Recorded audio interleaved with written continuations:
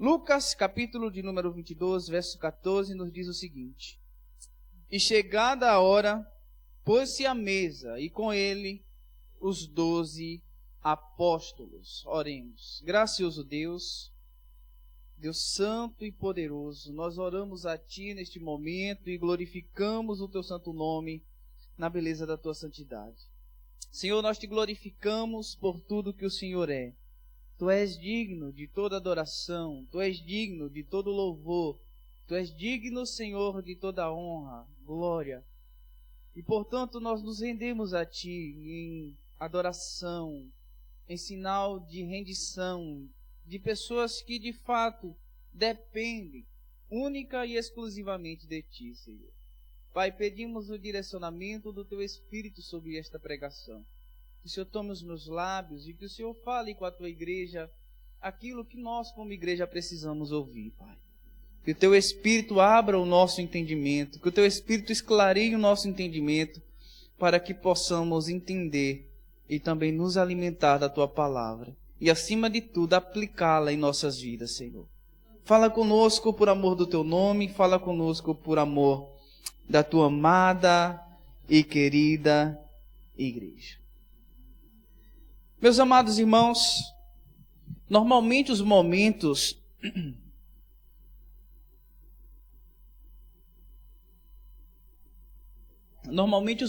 finais ou os últimos momentos tendem a ser os mais importantes porque revelam aquilo que realmente ocupa o coração do homem. Existem momentos em nossa vida que muda tudo. Uma conversa com um parente que está para viajar, uma despedida, sempre marca as nossas vidas. E Lucas 22 nos leva para a última conversa antes da despedida de Jesus Cristo. As últimas palavras de Lucas registra os últimos momentos de Jesus na terra com os seus discípulos. O texto nos diz, versículo 14, que quando chegou a hora, Jesus e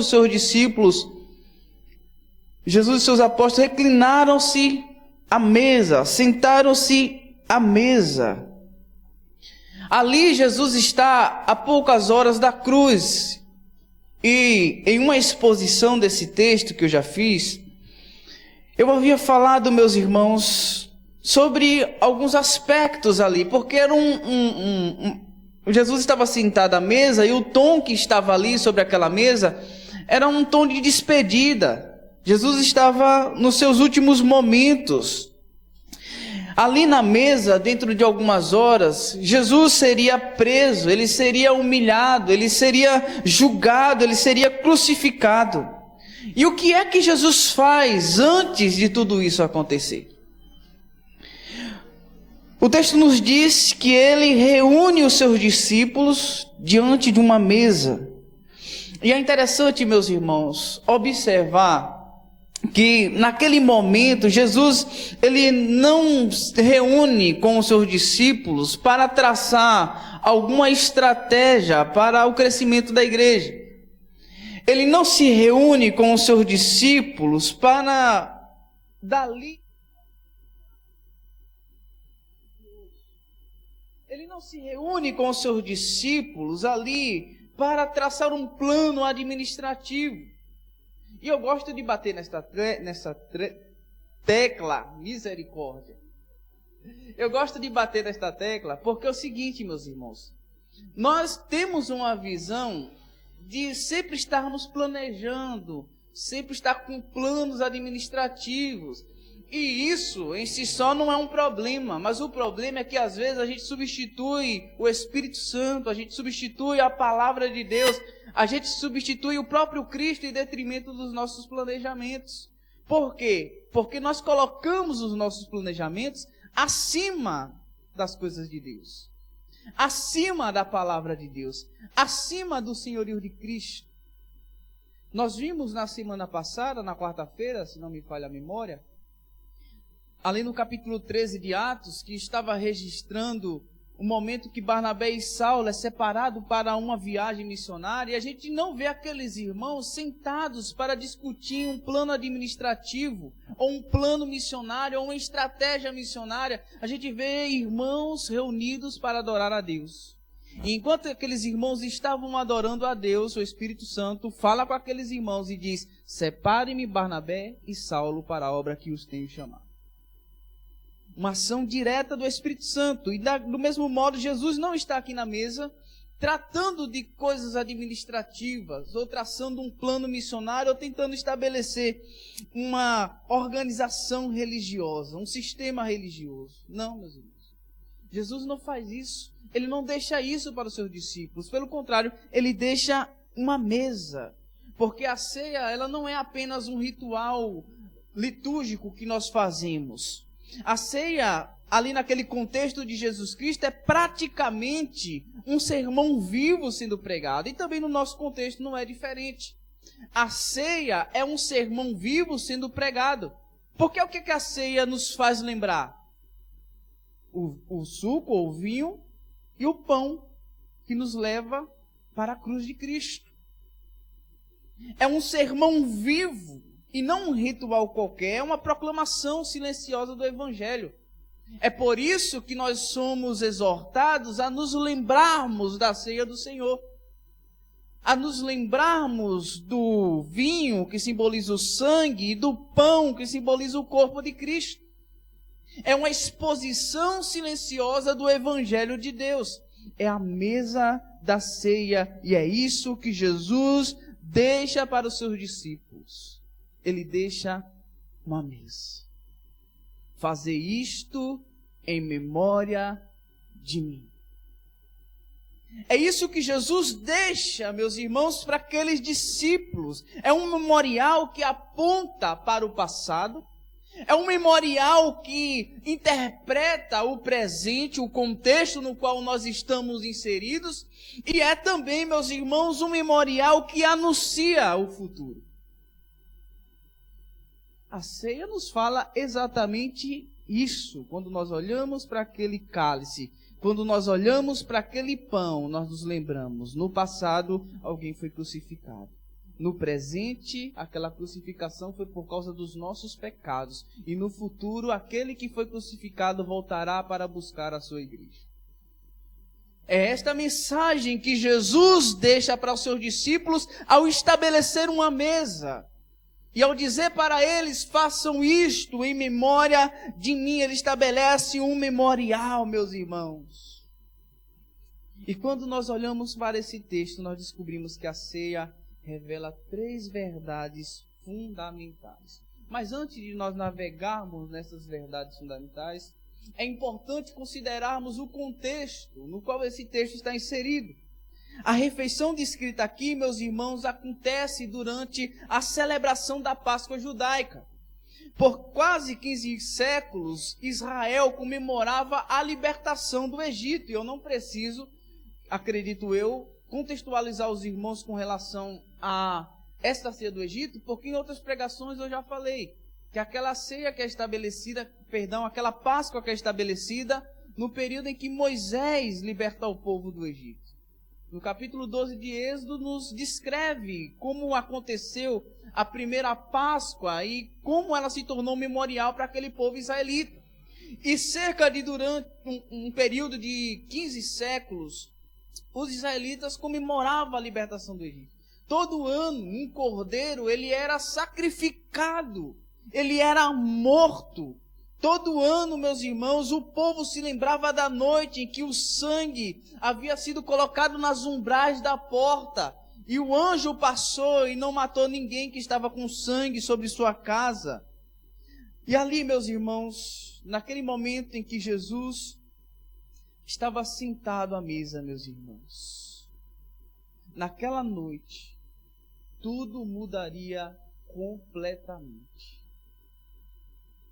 Aquela seria a última Páscoa antes da cruz de Cristo e a primeira ceia do Senhor. Jesus está prestes a mostrar que o centro da redenção não está mais em um cordeiro sobre a mesa, como fazia-se nas Páscoas que eram comemoradas, que era lembrada, que era feita para lembrar da libertação do Egito. Agora não era mais um cordeiro sobre a mesa, agora seria o próprio Cristo sendo morto como o Cordeiro de Deus que tira o pecado do mundo. A primeira verdade que esse texto vai nos mostrar, meus irmãos, nós vamos ver dos versos 14 a 20 de Lucas 22, que nos fala, meus irmãos, que a ceia, e nos faz lembrar que a ceia deve nos levar para a cruz. Todas as vezes que nós celebramos a ceia do Senhor, devemos ter em mente, essa ceia me leva para a cruz de Cristo. Jesus diz assim aos seus discípulos: desejei muito comer convosco esta Páscoa antes que padeça. O coração de Jesus já estava na cruz. Ele já sabia que seria crucificado. Ele sabia exatamente o que lhe aconteceria. A cruz não é algo que pegaria Jesus de surpresa, meus irmãos. Ele sabia dos açoites que ele receberia. Ele sabia dos cravos que seria pregado na sua cabeça, que seria colocado na sua cabeça. Ele sabia da vergonha que ele passaria. Ele sabia das zombarias que sofreria. Ele sabia de tudo isso, meus irmãos. Sabia da ira que carregaria em nosso lugar. Nada disso foi surpresa para Cristo. Ao estar sentado naquela mesa, Jesus sabia de tudo isso. E sabendo de tudo isso, o texto nos diz que ele toma um pão e ele diz: isto é o meu corpo que é partido por vós, que é dado por vós. Depois ele pega o cálice e ele diz: este cálice é o Novo Testamento do meu sangue, no meu sangue. Pela primeira vez, meus irmãos, os discípulos entendem que a libertação definitiva não era aquela libertação lá do Êxodo, da escravidão do Egito. A libertação definitiva era a libertação do pecado. Era dessa libertação que Jesus estava falando e os discípulos, pela primeira vez, estavam passando a compreender isso. O pão, meus irmãos, aponta para o corpo que foi entregue, que foi dilacerado, que foi chicoteado numa cruz. O cálice, meus irmãos, nos obriga a olhar para a cruz de Cristo, porque este cálice aponta para um sangue que foi derramado naquela cruz. Um sangue que foi vertido naquela cruz. Então, tanto o cálice como o pão, que são símbolos da ceia do Senhor, que são elementos da ceia do Senhor, aponta para uma única verdade, meus irmãos. Aponta para a cruz de Cristo.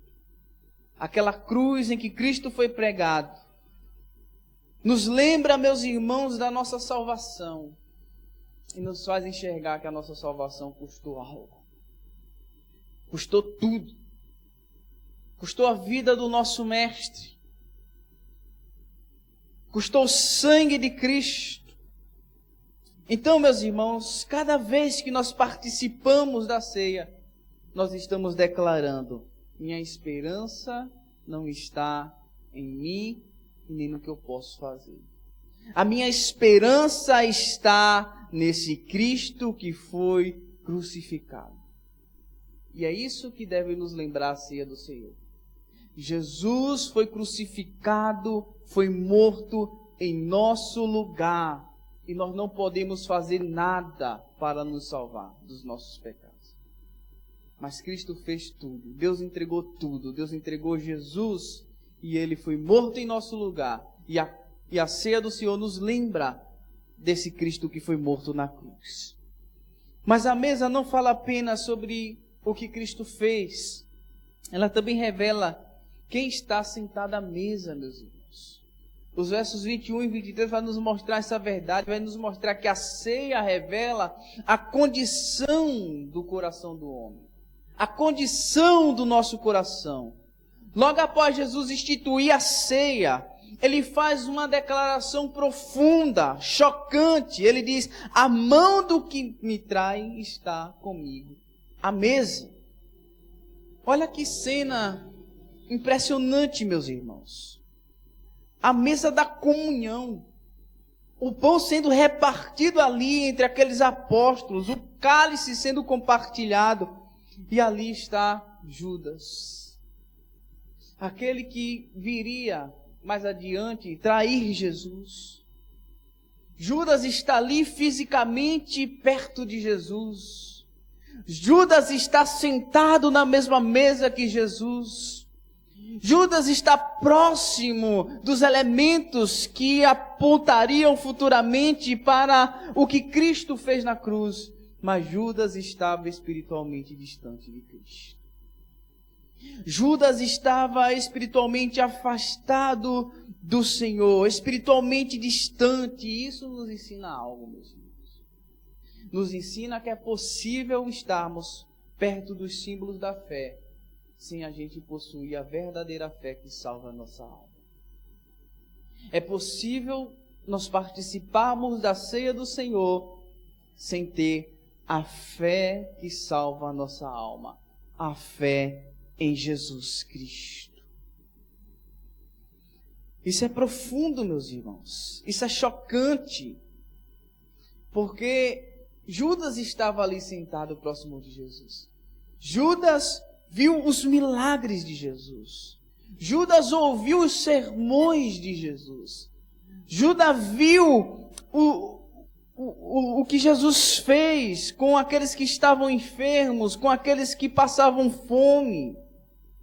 Ele viu tudo, ele participou da comunhão. Mas o coração de Judas nunca tinha sido transformado. Judas nunca foi transformado pelo Senhor. A ceia, meus irmãos, não foi dada para nós examinarmos a vida dos outros. Em muitos contextos, quando chega o momento da mesa, e tem os textos da mesa que tem alguns textos que nos falam sobre perdoar o nosso irmão, pedir perdão aos nossos irmãos.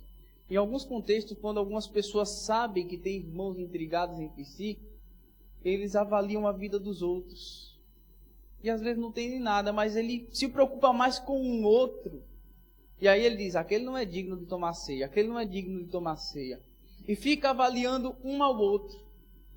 Mas a ceia não foi dada para nós examinarmos a vida dos outros. Ela foi dada para examinarmos a nós mesmos. É uma reflexão pessoal, íntima, dentro do nosso ser. Foi isso, meus irmãos.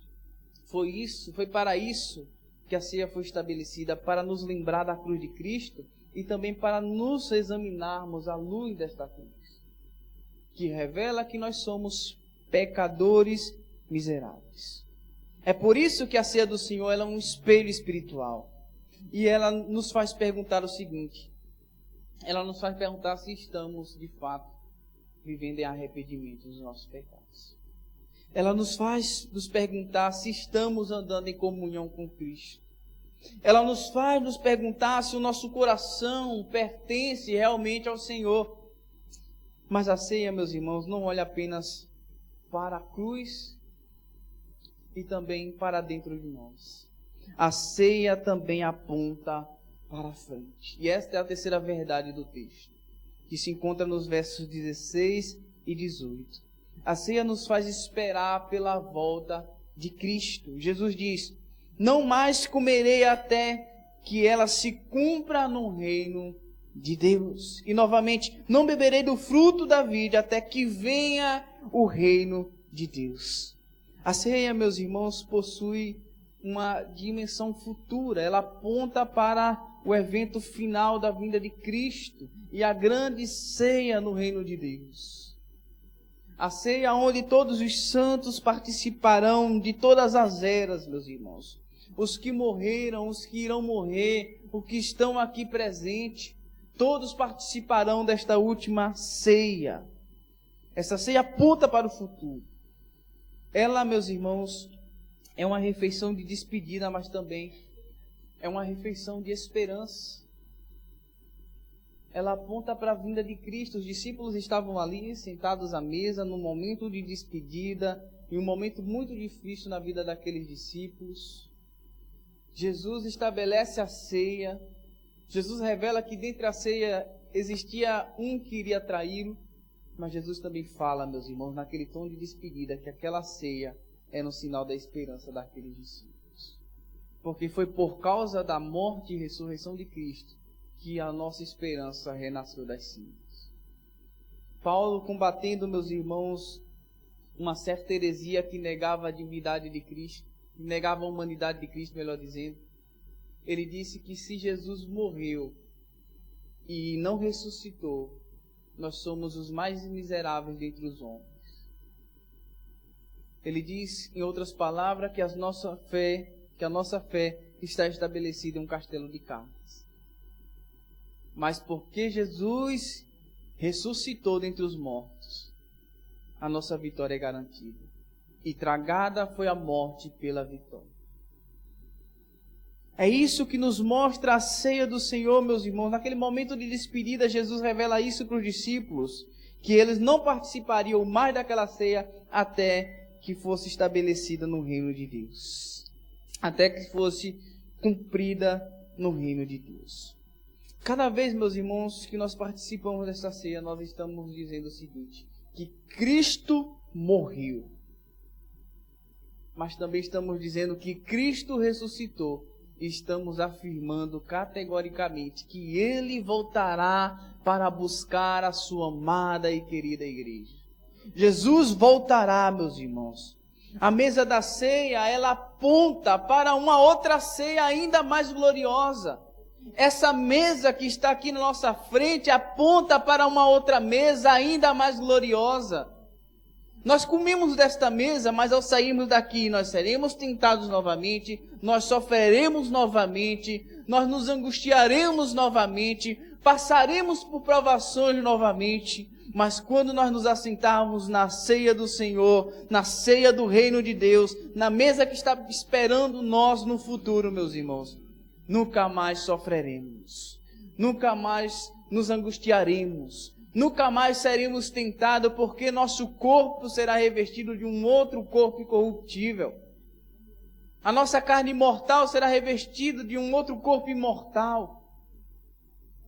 E nós venceremos a vitória, meus irmãos. Nós tomamos dessa ceia na expectativa desta outra ceia que nos aguarda. A grande mesa das bodas do Cordeiro, meus irmãos. A ceia é um lembrete de que ainda estamos a caminho, que ainda nós enfrentamos lutas e tentações, mas um dia nós estaremos definitivamente com Cristo. Então, para concluir, meus irmãos, nesta noite a ceia nos convida a olhar para 3 direções. Em primeiro lugar, nos convida a olharmos para trás e para nos lembrarmos da cruz. Em segundo lugar, nos convida a olharmos para dentro e examinarmos o nosso coração e não o do outro. E a terceira verdade é que nos convida para olharmos para frente e aguardar a volta do nosso Senhor Jesus Cristo, que há de nos buscar e de nos levar para habitarmos com Ele para sempre. Por isso a ceia, meus irmãos, ela é mais do que um ritual religioso, litúrgico, ou uma coisa que a gente faz mecanicamente. Ela é mais que isso. Ela é um centro com as verdades centrais do Evangelho. Quando você olha para a mesa, você vê as verdades centrais do Evangelho. O sangue que foi vertido na cruz, o corpo que foi dilacerado, que aponta para a cruz de Cristo que nos redimiu dos nossos pecados. Do Cristo que tomou o nosso lugar e nos perdoou. Do Cristo que fez por nós aquilo que nós jamais poderíamos fazer. Nem eu e nem você poderíamos conquistar a nossa salvação. Mas a nossa salvação é adquirida por meio da fé em Jesus, que tomou o nosso lugar e que tomou o nosso sofrimento e que se fez maldição para que nós pudéssemos ser aceitos como filhos de Deus. Ele veio para o que era seu, mas os seus não o receberam. Mas aqueles que o receberam e creram no seu nome, deu-lhes o direito de serem chamados filhos de Deus. Então a ceia este centro, este encontro com as verdades centrais do Evangelho de Deus. Então, meus irmãos, vale para nós nesta noite algumas aplicações.